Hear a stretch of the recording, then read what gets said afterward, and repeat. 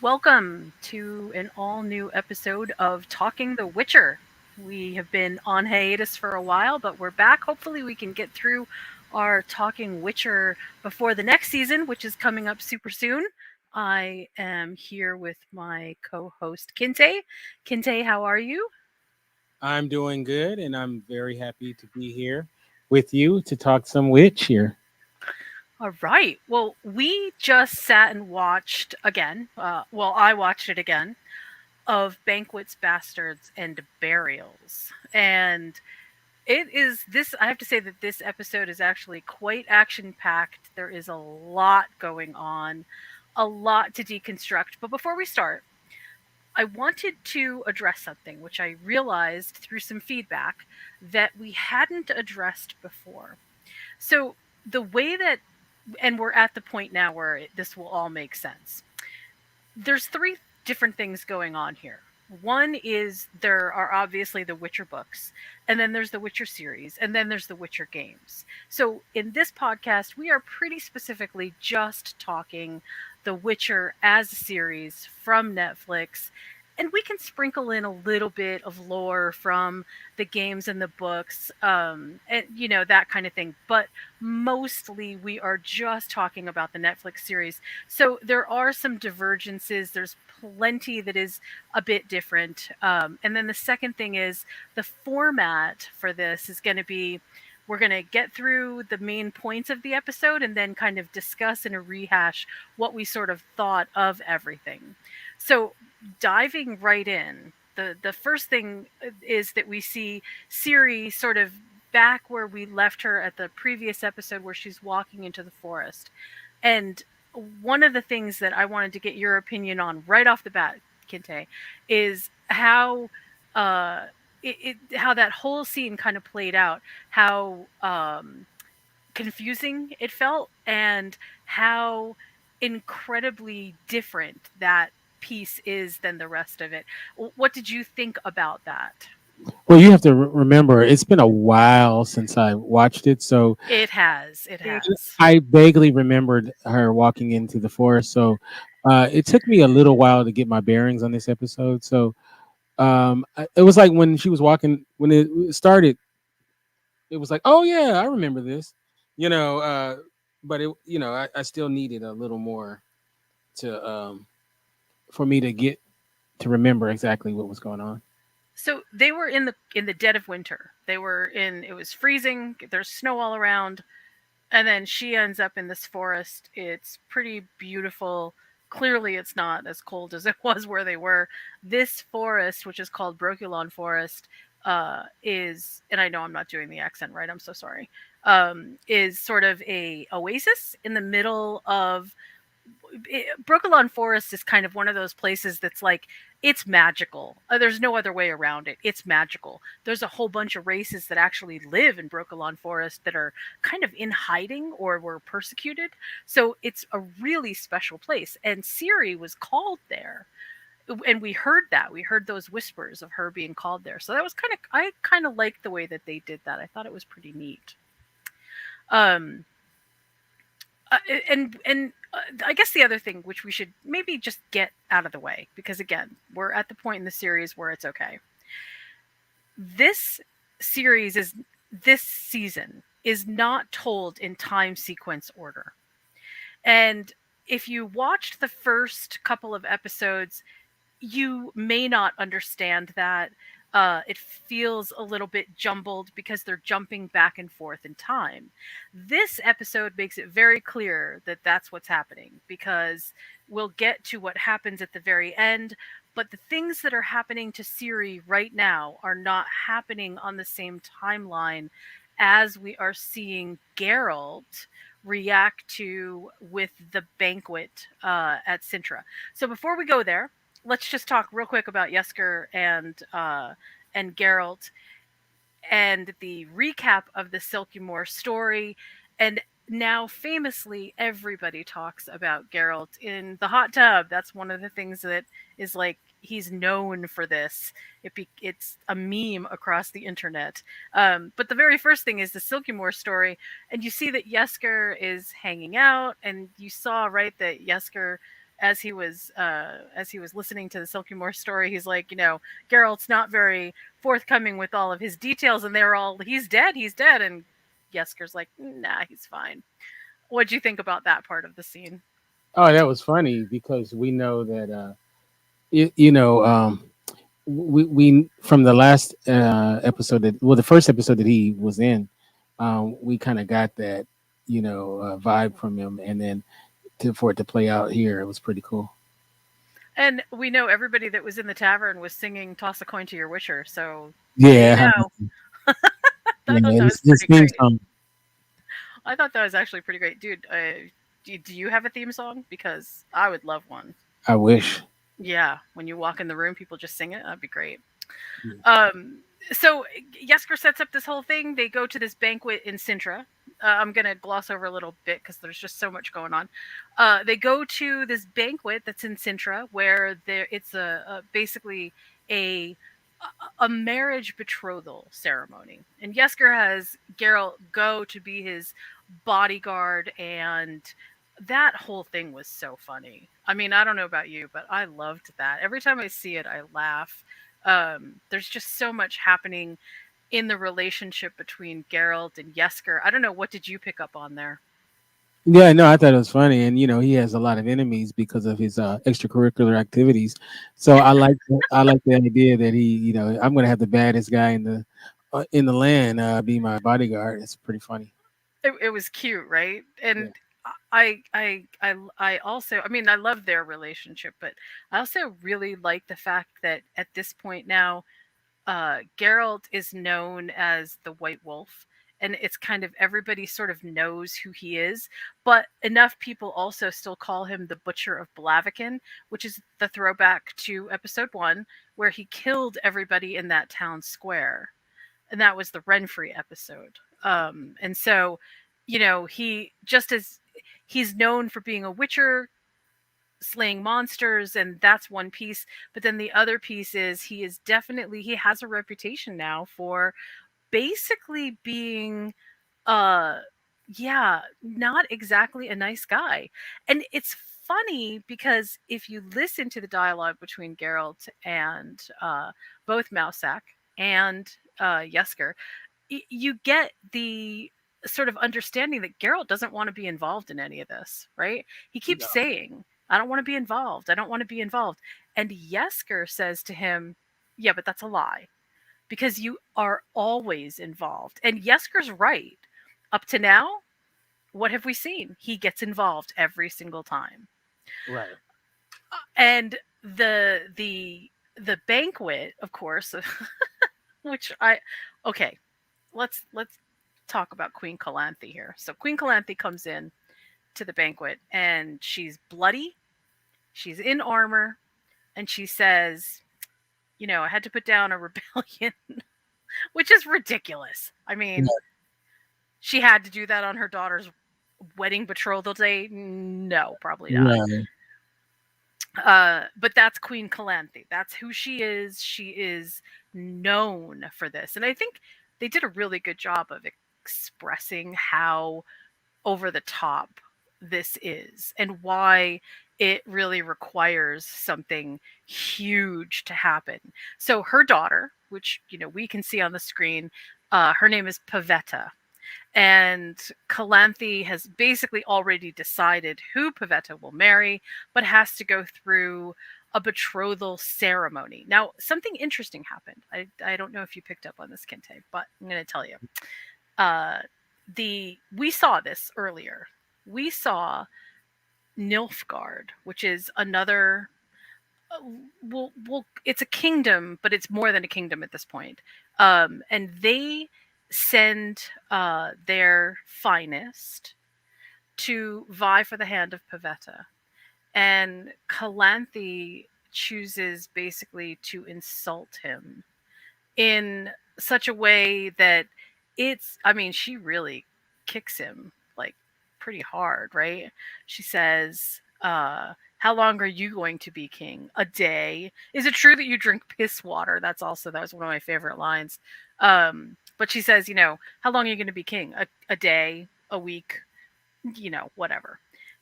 And it's very insulting. and they take it very personally. Now, remember that this is a jump back in time, so we're seeing what is happening in the past here. Hmm. This has already happened. And the things that we saw with Ciri, who is now on the run from the attack on Sintra from Nilfgaard, is I don't want to say it's a direct result, but it that there's a heavy hand here. If Calanthe had been more accommodating, if she had been nicer, who knows what would have happened. It may not have gone down this way. But we won't second guess what's happening there. We'll just press on and say, yeah, it wasn't so nice. So somebody shows up at the banquet, right? Uh, and this is the knight who, at this point, I don't know if you, I don't know how. Let me ask you, how did you feel first about? I'm just going to go through the banquet first, and then we'll get to Yennefer in a second. Okay. How did you feel about the mystery knight that showed up? Are we talking about the guy, the monster looking guy? Yeah, right. That's Dooney. Yes. All right, that's what we're talking about. Yep. That's what we're talking about. You know what's interesting about that? It felt very Beauty and the Beast type. Very. Except for I don't think the Beast was that uh much of a badass. But I mean, I guess he Kind of. was. He kind of looks like a giant hedgehog. Yeah, yeah, yeah, I know. I thought that was cool, and I loved, I love the idea of the whole destiny aspect of it, and and how almost like you can't fight destiny. It was, it's all preordained and stuff like that, or is it preordained? That's a debate, right? Well, I'll say this, and here's where we'll veer off and just kind of talk about the books for 1 second. The Witcher books make it pretty clear that Destiny almost has its own agency. That is, Destiny gives itself its own power in this world. So I think it's safe to say that even if you ignore Destiny, Destiny finds a way to come back and find you. And I think that this is pretty perfectly illustrated right here. And we're going to see sort of like what happens in the future, but it certainly does seem like Geralt is one of those people who, specifically in this episode, says Destiny can basically go, have its way with itself. The it's not Destiny's not going to control him, so he thinks, right? That's Right. his thing. But I also think that they set in this episode tonally pretty quickly that we already know that Destiny has a pretty hard hand in this because Dooney's curse, first of all, is that's a pretty powerful curse. I mean, like you said, he looks like a beast. Right. And we don't get any idea in the series how long he's had this curse or sort of what's been happening with him. But and again, just to veer back pretty quick to the book, in we do know that he actually has had this curse for a really long time, so it's very powerful. Now, what he says is that he met Pavetta's father, who would have been Queen Calanthe's husband, right? Uh King huh. of Sintra. And so he met her, or I'm sorry, he met him, and he saved Dooney's life. And it was then there was this life debt that was owed, and so he asked for the law of surprise. That is a really big thing. It's huge, actually. And in this world, when you claim surprise, you're basically asking for, like they said, something that you don't know you have, but then find out that you have after the debt is owed. So, like he said, it could be a crop, it could be a big mug of beer, it could be you go home and discover 15 spiders in your house. Who knows? There's no end to what it could be, but usually it's something It's like it's a surprise that's big enough for somebody to come back and claim. So Pavetta ends up being the surprise. So Dooney didn't know that until he found out, and then he's the one who basically sought her out just to see, who is this person? I felt called. I didn't know what was going on, and he fell in love with her. It's a little bit creepy, actually, to be honest, but there it is. Mm. So, yeah, I mean, am I wrong? Did you feel that Oh, way? yeah, it's very creepy. I mean, that whole thing just is, yeah, it's very creepy. But putting that aside, I mean, Beauty and the Beast is also extremely creepy, and we all deal with that one too. So, yeah, whatever. Right. Okay, so we know that, just to keep on this theme, we know that the Law of Surprise was called. We know that he basically now comes to claim Pavetta as his wife because she is his destiny. Calanthe doesn't want to have anything to do with that at all. And she's already made arrangements. And the reason that she already made arrangements for Crack and Crate, right? The Iced son, and the reason that she made that arrangement was because she wants Skellig's army. They're a seafaring nation, and they have a massive amount of ships, and they can ferry things both back and forth from where they are to the continent, but also they have a huge army. And so that's what she's looking for. She wants that, but she doesn't want to marry Ice. And that's the only other way that she could get it, was to marry Pavetta off to his son. Okay, so in the course of this dinner, when we find out all of these things, and Calanthe is going to step in, and this is why I say that this is important. Calanthe is going to step in again and try to subvert destiny by killing Dooney. Uh, yeah, that probably wasn't the best idea. Mhm. I gotta ask. I just have to ask. So, I mean, did that come as a surprise to you, or did you kind of expect it? I thought there was something going to happen, but I was definitely surprised. It was definitely a nice surprise. I the only other piece that was like a surprise but not a surprise, like, something's got to happen, is when Geralt steps in and says, "Hey, wait a minute! The law of surprise has been called. What are you doing? Right? This is not right." And he actually ends up fighting beside Dooney and really does save his life. Okay, so yeah, these things sort of all happen, and by the time that Calanthe says, "Okay, well, yeah, something big is going on here, I'm just going to get rid of this usurper at my daughter's betrothal ceremony," and pulls out a dagger. At that point we see Pavetta, and she uses this very special power.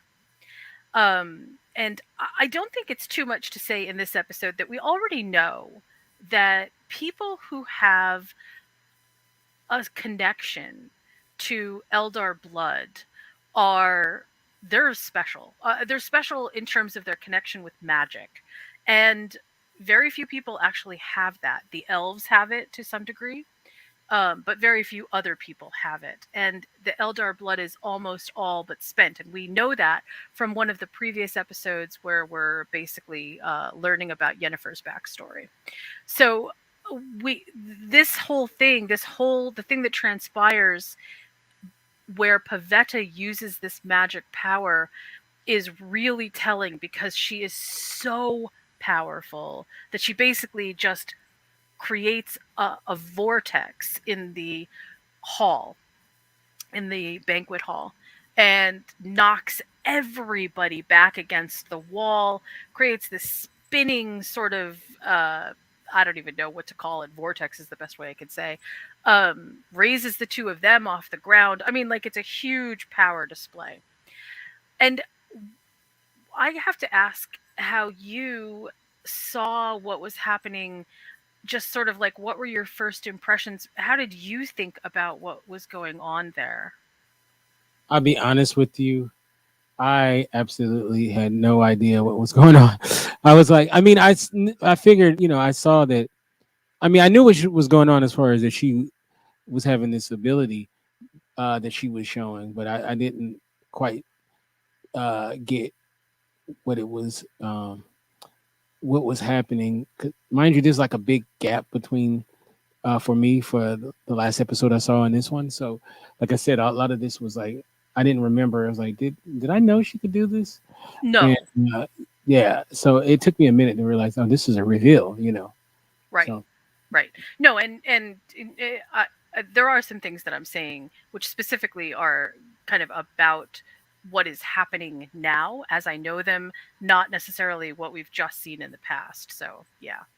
Um, but what I thought was really interesting in this scene is it took both Mousak, who is the other mage that's basically there, and Geralt, who has some mage powers, little.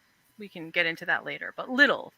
And they are able to both distract and basically break the spell, but it takes both of them to do it, which is interesting because we have seen Geralt do some pretty powerful things up to this point.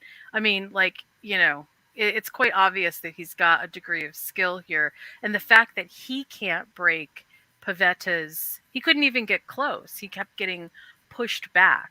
So that should tell you how powerful Pavetta is. Um, yeah, we haven't seen anything quite like that yet. I thought that was actually kind of cool. Um, okay, so let's leave Sintra for just a moment, even though there's a little bit more to talk about there. But let's go back now to the intersplices of our story. One of the intersplices in the story is Ciri, obviously, but let's talk about Yennefer for a second. We are sort of fast forwarding on the Yennefer timeline, which is not happening in the same time sequence as the Sintra storyline, but still, we're still getting a peek. hmm And she has spent basically the past 50 years since she left the school. And she is now in Aiden. Well, she's going back to Aiden. She has been a court advisor, and she is not just bored, but she is absolutely disillusioned with the way that her life has turned out. And it's so I found this part to be really kind of neatly written. hmm. She's side by side with the young princess, married with the king, who's, she's carrying an infant. Um, the king obviously wants to have a male heir, and she has only given him female heirs, but she's really young. I mean, she doesn't even look like she's more than 22, 23. Yennefer has already, at this point now, Yennefer's got to be 50 something, right? Right. And they're both basically experiencing the same exact thing. They both are kindred spirits in the sense that neither one of them has found any kind of fulfillment in their lives. Both of them feel like they're just being used, and neither of them can see any way out. Tell me what were your impressions of that scene where Yennefer is inside of that coach? hmm Uh, you know, it's interesting because when where we first see her at in the first three episodes and see her there, it's like wow, she did all of that to become this, and then so Right, it makes you kind of wonder, like, from her perspective, is like, were some of the decisions she had made earlier worth it? Is this going to be her lot in life? And um, and then later on, she uh, she shows like her power and her strength, even though it doesn't seem like the princess respected, what she was trying to do to protect her. right. Well, and at this point, I guess I misspoke. Her name is Queen. She's Queen Queen Calais. And yes, she absolutely not only doesn't sort of. I feel like this speaks to the two different worlds that exist in The Witcher. I mean, actually, there's a lot more, but there are the two worlds that we're seeing right now, which is one where people accept and sort of deal with magic as as a way, as almost a contrived way to deal with their problems. And then there's the rest of the world that is still kind of socking it out in the mud and the guts of everything else. And it's kind of Geralt that sort of intersects on both of those lines. But we see here with Yennefer, they definitely are in the very privileged, you have a mage with you. This is this is sort of the accepted way of doing things, right? Does that make sense? You know what I'm saying when I Yeah, say yeah, life of privilege. Yeah. right. And Yennefer says, look, I've been putting out political fires. This is just a terrible way of spending my whole life. And Queen Kalessa is saying, yeah, but my life is actually so much worse. And okay, so this what they think are brigands attack. It's actually an assassin. Clearly the king has said, sorry, you had your chance. You gave me 7 daughters. It's time. Well, I'm gonna need to do something else. I don't know why they didn't believe in divorce, but okay. Uh, Mm. gotta kill the girl. So Yennefer, this is what I love about this scene. Actually, yeah, obviously the bug creature is pretty awesome too. Yeah, that's really Wait, cool. tell me what you thought about the bug creature when you first saw it. Oh, I thought that was really cool. Like the special effects is amazing, and it looked very cool, and it didn't look corny at all. It was really nice, very well done. I love the way it moves like an insect, but it behaves like a dog.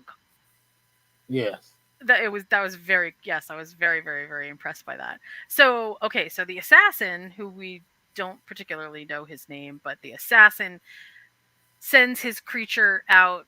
Uh, all the guards are dead except for one. Yennefer creates a portal. Now, I'm not spoiling anything, but just sort of harkening back to some basic magic principles. Remember that we know that magic does not come from nowhere. Chaos always has to have a balance. So Yennefer is using a massive amount of power here in order to create these portals. And it really speaks to, despite the fact that she's just been putting out political fires, she is a incredibly powerful mage. Like that should just be number one. So she teleports that, well, not teleports, but she creates a portal, lets them escape. And remember, we know that portals happen to be one of Yennefer's big things, because when we first see Yennefer when she's in trouble, what does she do? She portals in, and she's immediately in a place of safety. So that's kind of her go-to for safety for Yennefer. So she tries to get everybody through. They're being tracked by the assassin. They go through a number of portals. The guard dies. Eventually, Yennefer ends up in sort of a portal situation where she has gotten through. She thinks the baby's gotten through, but the assassin threw a knife, and the knife went through Yennefer's shoulder and killed the baby. So Yennefer is now on the shore holding this infant. And I feel like this is really pivotal, both because of what I know is about to happen in the series, but also because so much of what Yennefer has experienced so far that we understand has has just been sort of aimlessly wandering. And it feels like at this point she kind of recognizes that, yeah, okay, if I'm just going to be a vessel for other people, then what am I doing? Right. What did you think?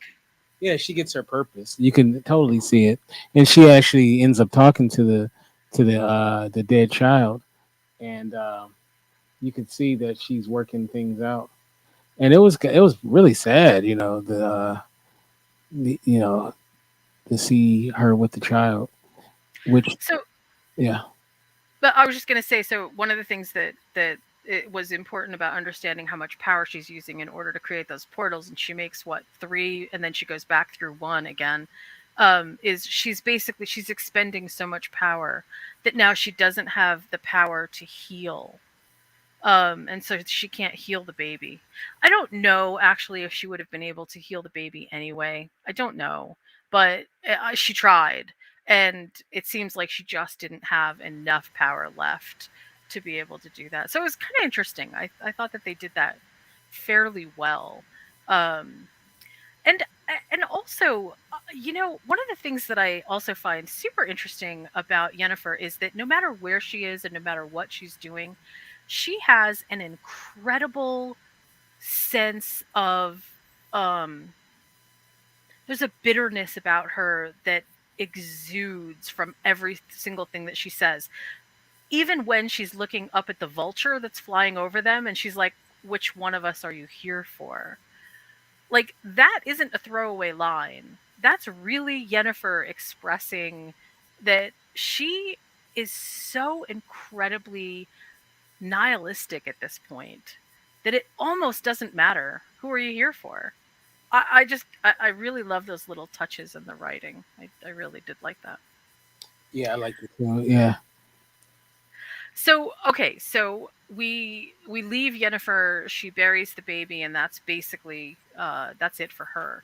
But let's hop back over to the Calanthe and the ceremony piece. So Calanthe decides after Pavetta shows all of this power that she can't ignore it and that basically she's stuck. And I don't think that Calanthe thinks that she's stuck because of destiny, to be honest. I never get that feeling. I think Calanthe feels like she's stuck because she has all of these witnesses at this betrothal banquet who have now witnessed Pavetta's power. And they have witnessed a kind of clearly Pavetta is willing to go the distance to protect Dooney. And I don't think that Calanthe could possibly save face in any other way than giving a blessing to Pavetta. What did you think? Yeah, I mean, after you see that, I mean, what can you say? It's like uh when someone displays that kind of power, it's like, yeah, let's I guess we're gonna go your way. It's like, what else could she do? Uh, right. I mean, but it was so interesting And because it's in the your child too. yeah, right. I was just gonna say it was so interesting because remember at the beginning of this, at the beginning of the banquet, Calanthe says, basically like, well, shut up and stop crying. You can have whoever you want after you get married. I know what's best for you. And she was totally willing to put off Pavetta and just say, look, I know what's best for you. You're not going to tell me what to do. And here at the end of all of this, and I mean, I'm not saying that Calanthe didn't recognize, well, there could have been something more. I'm just saying that Calanthe clearly didn't make this choice because, oh, destiny intervened. It was more like, okay, this great giant thing just happened. I better not ignore it. That kind of thing. Right. So, okay.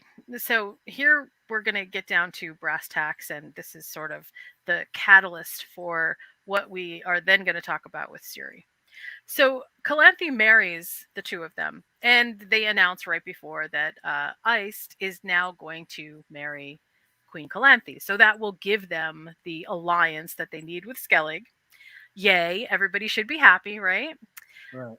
And Geralt decides, okay, well, everything's good here. I'm just gonna move on out.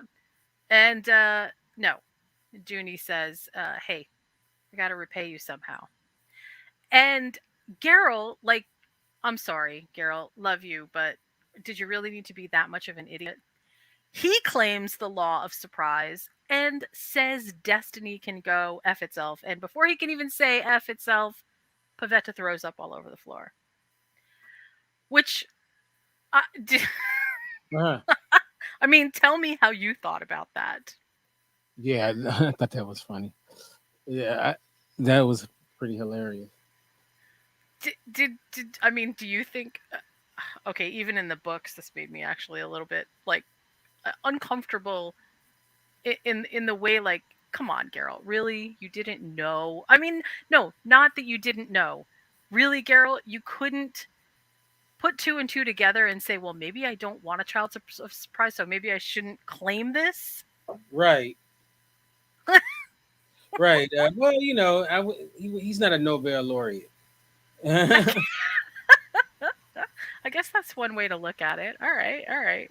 I Hmm. mean, I'm trying not to get. I love Geralt. I'm trying not to get on his case, but in this one situation, come on. This Right. is like, wow. Talk about making bad life choices. That was, yeah, not a good life choice, buddy. Not at all. So, so he decides. Okay, so now here's where Geralt and Calanthe start to line up, right? Because Hmm. Geralt is like, well, I got nothing. I got nothing. I don't want to claim any child of surprise. And Mousak says, you are going to, this is going to bring calamity on us all. And, I'm not usually a huge person for, hey, pay attention, everybody, foreshadowing, foreshadowing. But in this case, wow. I mean, Mousek's words could have been written in neon and it probably would have been less obvious, right? Right, right. So so we know, right, that something big is going to happen. Now, uh we should probably stop for a moment and remember that Pavetta is Calanthe's child, Ciri is Calanthe's grandchild, Pavetta is the mother of Ciri. So what we know is obviously not only is Ciri Geralt's child surprise, but Ciri has the same power that Pavetta has. And we saw Ciri use it when she basically broke apart the world when she was being chased, right? Right. So we know that she has that power. We know that it's big, and we know that Nilfgaard is chasing it. So that's sort of where we pick up now with Ciri's timeline, where she's in Brokilon Forest.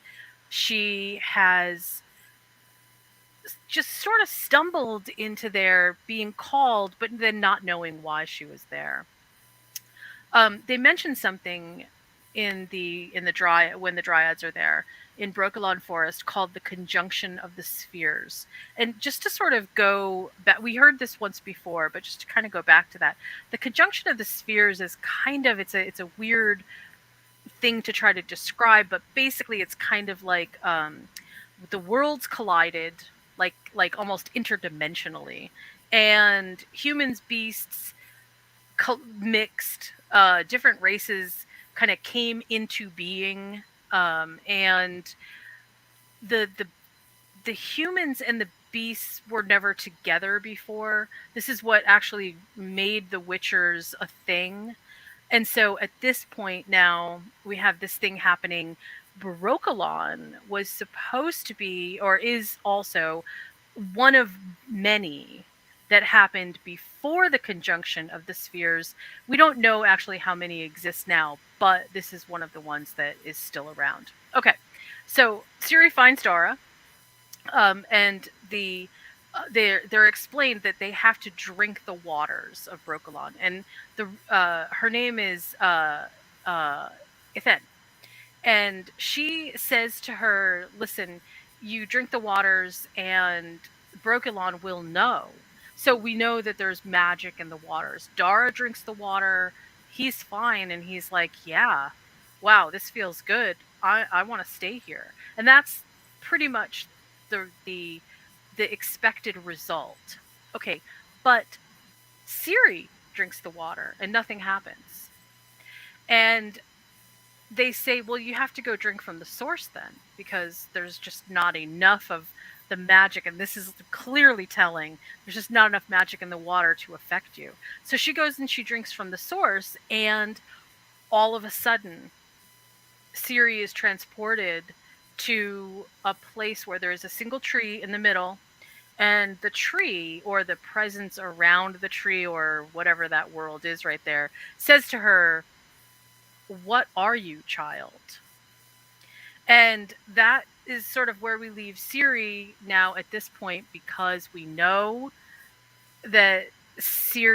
we know that there is something super special about Ciri, not just because she can use this power, but clearly there's something actually different going on here with her. Otherwise, this power in Brokilon would probably already know what she was.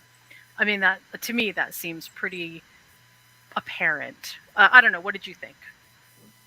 Yeah, it's interesting because I actually was really into this storyline, and I mean, don't get me wrong, they all were very good, and but I really wanted to know more about what was going on here. Um, uh, I'll be honest with you, it's kind of hard to follow, uh, just the way that the timeline is and whatnot. Right. So thank God I have you. You're like my Siri when it comes to uh, trying to keep up with what's going on. And I'm a pretty bright person, but I'm still like a little confused. But no, I think yeah, I'm very interested to see where this storyline is going. Obviously, I don't know anything beyond what I've seen so far. So you know, but she's definitely one of the most fascinating characters of the story. Oh, for sure. Yeah, Yeah. absolutely. And we know that Ciri is now at this point she is extremely protected in Brokilon. I mean, Brokilon is basically one of the safest places on the continent because you can't penetrate that magic. And you heard Care say, who's the Nilfgaard, the guy with the big bird on his head. You Uh, heard him say. One of his guards says, "Well, we can spare 10,000 men to take Brokilon Forest," and Care says, you don't take Brokilon Forest with you don't do it that way. You can't attack Brokilon Forest. That and like 10,000 men couldn't take the forest. That's when you just listen to that line, it becomes gigantic when you think about it. So we know that she's very protected right now. Now, at the very end of this episode, this is where the timeline breaks again, and we're back in what we think is sort of the present timeline, right? They're in Sintra. The Nilfgaardians have found Calanthe's corpse, which was we saw her jump out the window, right? And so they find her corpse, and Fringilla has a mage that eats some of her flesh, and then Fringilla like reads his entrails. It's kind of an old divine. It's like a throwback to an old divining thing. So she reads his guts, and she says Ciri is in Brokilon Forest, and that's when you hear all of that, and then we see that Mousak is being dragged out of Sintra. So that's a big thing. Um, I I don't know how you feel about sort of forget the timeline. I mean, I'm not saying forget the timeline, but I don't know how you feel about sort of the things that are happening in all three of these, but they all felt to me in this episode like everybody is expressing both the limitations of their powers and the mundane ways that their power or the lack of their power is affecting them. Um, like this whole episode felt very much like here's the rules in this world, but there are really harsh limitations to those rules and some very defining dictates that hold everything together. Do you know what I mean? yeah, no, I understand what you're saying. Yeah. And so how did you feel about that? Did you feel like they were done well or No, I think it's done very excellent. I mean, look, the way that they crafted the story, as well as, I mean, aside from the timeline thing, I guess I just gotta pay attention a little bit more. I,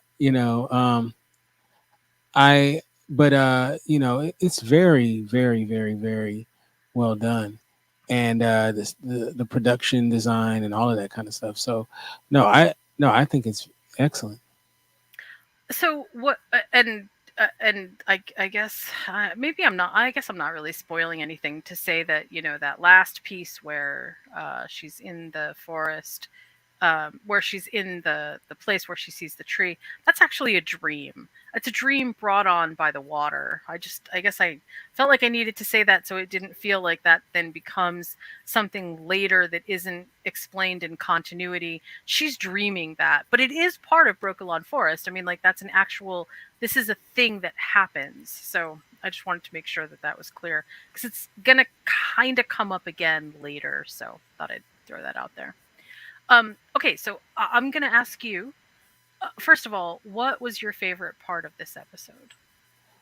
My favorite part of the episode has to be the uh, the insect attacking. Please forgive me. What's her name? The queen and Oh, Yennefer? Yennefer. Yes, yes. Uh, Yes. I really enjoyed that. That was so cool and so well done. Uh, I thought, I mean, I'm sitting there on the edge of my seat watching. So no, I thought that was very good.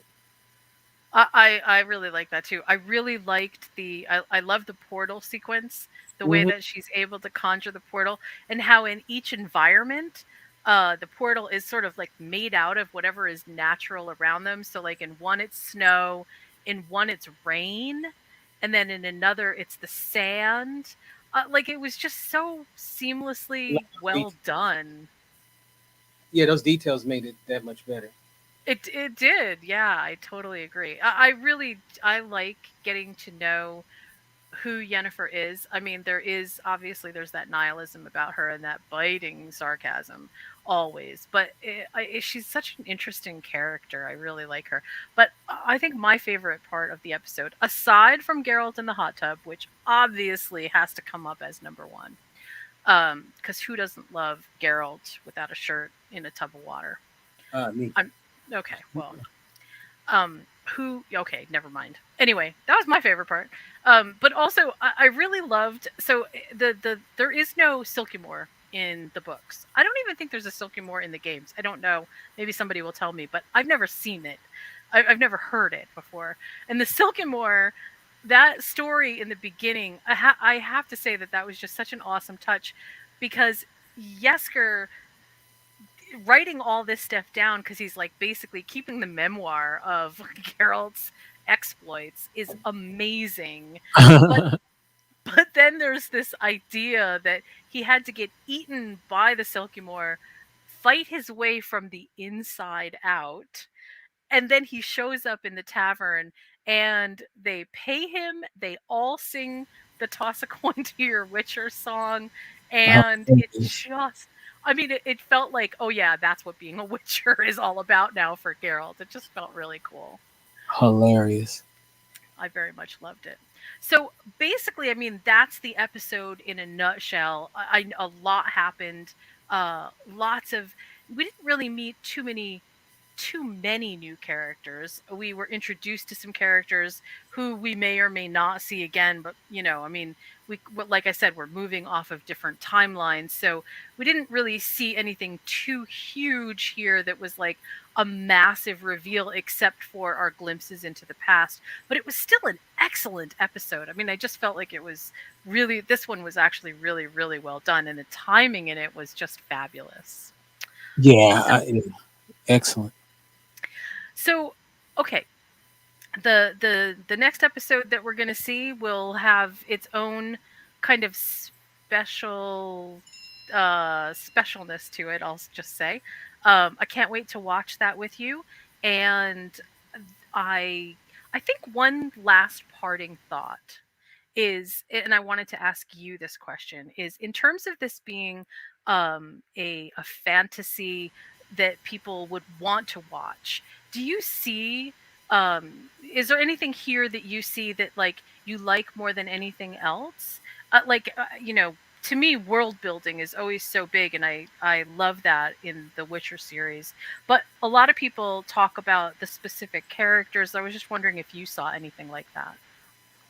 You know what I enjoy mostly about it is What? I enjoy the the Witcher's the dialogue with the Witcher and the guy who plays the guitar. Yesker. Yes, occur. Thank you. I'm so sorry, people. I'm terrible with names, so y'all gonna have to forgive me. Well, But that's why I'm here. That's why I'm here. I'm thank you. here to hopefully remember everybody's name. Uh, I, I I I think that the relationship between Geralt and Yesker is we saw a lot of that in this episode. Like we saw that they are much closer, perhaps, than we even thought that they might be before, which is also I feel like a really it was a nice touch. It was a really nice touch for this episode. And what did he say? Because I think he said when he was in the bathtub, "You're not my friend." And he said, "Well, who else would you let rub?" What was it on his Ca- bum? Chamomile. Who else would you let rub chamomile on your? Or no, you just let any person rub chamomile on your bottom. Right, hilarious. And of course Geralt looks at him like, without sort of any committed face, and Yesker was like, "Yeah, that's what I thought." I'm here to say I don't let none of my male friends rub chamomile on my bottom. Well, you Uh, just don't have a friend like Yesker. You just don't know. You don't you know. know what? That might be it. Yeah. I need a Jessica friend. If you had someone singing your theme song every time you walked into a place, maybe you might change your mind. I don't know. Could be. I don't think so, but hey, it's 2021. No, just playing. Also, I don't know when anybody will hear this, but it is December 8th right now. Second season of The Witcher comes out on On December my the birthday. 15th, right? No, the 20th, my birthday. Oh, no, I think, isn't it the 15th? I thought it was the 15th. Oh, I saw it. It said 20th. I mean, I looked it up before the show started, but I mean, maybe I looked at it wrong. Maybe it was. It Maybe, could be. maybe I'm. It actually could be. I had it. Oh, I'm sorry. It's December 17th. December 17th, 2021. So we're both wrong. Oh, that's weird. I literally just looked it up. Season 2 of The Witcher is December 17th, 2021. And hopefully we can get through our other episodes before season 2 starts. Uh, it was my birthday when the original Oh, when was. the original came out, right? All right. All right. I'm So sorry.